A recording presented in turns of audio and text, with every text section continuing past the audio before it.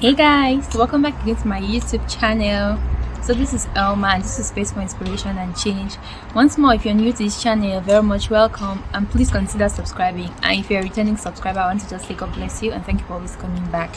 So this video is a part 2 of the video I did yesterday. Okay, I really didn't want that video to be too long, so I decided to break it into different parts. Okay, I don't know if there'll be part 3, but let's just see how it goes. Okay, so I was saying, like in my last video, if you haven't watched that video, please kindly watch that video so you can understand what I am saying here.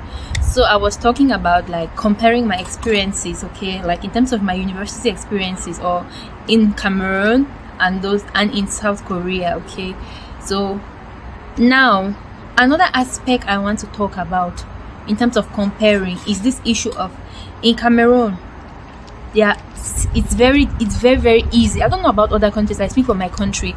Okay, if you have this kind of experiences, please let me know in the comment section. Okay, as I was saying, in Cameroon there's always this tendency of them making mistakes on your results slip.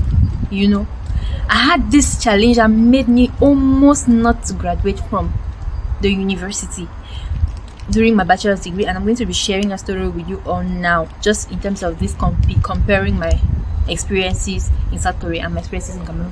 Now, I was studying banking and finance in Cameroon, and as I mentioned earlier, we're so many in our class. So this happened. The first challenge I faced was that there was, in Korea here, in our university, when there's any important announcement, professors email you, they send messages on Facebook, friends update you. It's easy. Technology has made it easy, but in Cameroon it was not like that. The first challenge I faced was this: a professor, he had to have a class with us. It was already almost vacation time, or I think there was a break or something, but he wasn't supposed to have a class on that particular day. So he now just decided, like, I'm going to have a class. Tell your friends. He didn't put any formal announcement. He didn't make us know anything like he was going to have any class.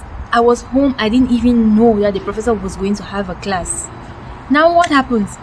The professor just organizes a class. Students go for the class and he shares papers, test papers, gives them all the test papers, and the papers that remain, he dropped them in front of the administrative block and said, tell your friends to come and pick up their papers from in front of the administrative block.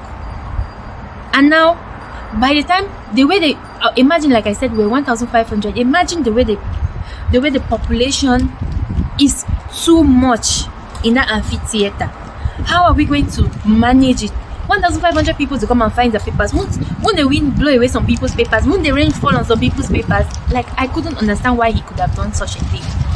Now this professor, students go there and they're getting papers, and my friend calls me up and he says, like, you need to come and find your paper because I can't find your paper here.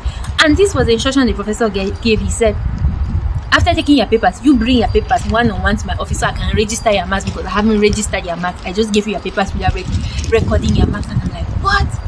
So I quickly rushed to the administrative block to find my exam paper, and I couldn't find my exam paper, and I was in panic. Like, this professor has given our papers, and if, oh my god, this story is not what I can finish in one day. Like, I'll be doing it in parts. Okay, I'll be doing it in parts. Like, for you to have 0 in a test in Cameroon is as good as you failing that course. If you have 0 in the test, your final exam is going to be hard. You're going to likely get an F grade. So exam was very important. It's not like, oh my god. So I rushed to the school. I couldn't find my test paper, and this professor, I went to him and I'm like, sir, I cannot find my paper. And he said, it's none of my business. If you can't find your paper, I'm going to give you 0 because I put the papers in front of the administrative block. I was so shocked. I went home that day. I called all my friends. Everyone says, no. We didn't see your bag. We didn't see your test paper. We didn't find your test paper. And I was so worried. And everyone went and handed in their test papers, and he recorded their marks, and I couldn't find my paper. Thanks to God, someone found my paper somewhere behind the administrative block, meaning the wind had blown it somewhere. Someone found the paper, and when I was at the verge of giving up, someone called me and said, I found your paper. How careless can a professor be to do that with students' papers, That's what is not in this South Korea. Like, no one does that. The professors bring your papers to you to class, your midterm papers. You guys check it. Any corrections, they rectify it, and it ends there. Second problem I had is that in my university, I went to take my transcript, and boom, I find a course. Like, on my transcript, a course appeared which I wasn't even offering that course, because it's different here in our university here. They just give you the courses to do, but there in Cameroon, you could choose your courses, like an elective course. So that course appeared on my transcript as an elective course, and I'm like, what course is this? I really don't take this course. Where is this course coming from? Like, I cannot understand. Where is this coming from? So I went to the administrative block. I went to the professor's office, like to our HOD's office, and I told him the problem. And he said, okay, right. He said, write a complaint and give it to me so we can see how to rectify it. And I was happy, like, okay, something will be done. After I went to apply again on my transcript, the same error was still on my transcript. God, I let it be. My uncle struggled with me for me to correct that error, took me to all kinds of offices. Still, the error kept appearing on my transcript. That was my first year in university till my third year. That error kept appearing on my transcript. And I'm like, God, what is the meaning of this? What is the meaning of this? So I gave up, and I told my friends, like, okay, you girls see, like, this is it, and we're approaching our final year, and this course keeps appearing on my transcript. They can't take it out with an F grade. It's going to make me not to graduate. So I told them I will go study for that course and do the course, even though I don't take it. And it was a maths course, and maths is I always find maths courses very difficult. So I decided to go and take that course, but the day I had to go and attend the first class for that course, my spirit wouldn't let me. I couldn't get the courage to go for that class. And I told my friends, what will be, whatever will happen, will happen. Severally, I wrote complaints. When you enter into someone's office, they insult you. I entered into an office to give a complaint, and that lady, she kept cursing, insulting me, pouring insults at me, and I'm like, wow. Because I came to correct an error you guys made on my transcript. And then what happens? I left that place. So it was now in my final year. I was already about to pack out of the university. I had given up, Not like, I was just like, whatever will be. I was done with all courses except that one course. And then, see what happened. As God being so kind, I met a lady. My dad directed me to a lady, and that lady, what I had been struggling in 3 good years to correct, that lady helped me to correct it in one day. But here you cannot see those kind of things. If someone has an issue, it will be rectified immediately. But see how we had to suffer. I nearly did not graduate from the university because of that same error.